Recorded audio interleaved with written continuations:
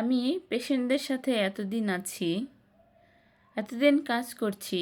তো এতদিন কাজ করার সময় একদিন দেখলাম একজন খুব কান্না করছে, তার জ্ঞান ছিল। দেখে খারাপ লাগলো, তাকে গিয়ে জিজ্ঞাসা করলাম, কেন কান্না করছেন, কি হয়েছে?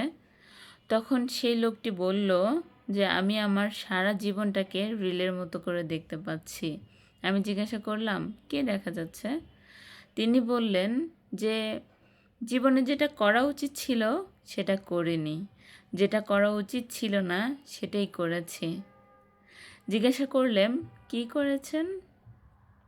তো তিনি বললেন যে আমি অনেক মানুষকে অপমান করেছি, ছোট করেছি, তাদেরকে কষ্ট দিয়েছি, তাদেরকে খারাপ ভাষা বলেছি। আর কি করা উচিত ছিল বললাম।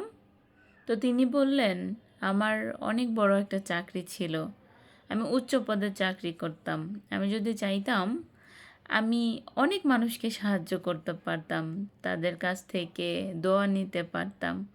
আমি যে মানুষগুলোর সাথে খারাপ করেছি, আজকে তাদের কাছ থেকে আমি ক্ষমাও চাইতে পারবো না, কারণ আমি যেতে চলেছি, তাই আমি কান্না করছি।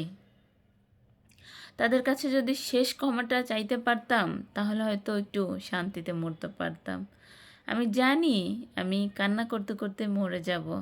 তো বন্ধুরা, তোমাদের কাছে একটা প্রশ্ন করি, তোমরা কিভাবে মরতে চাও?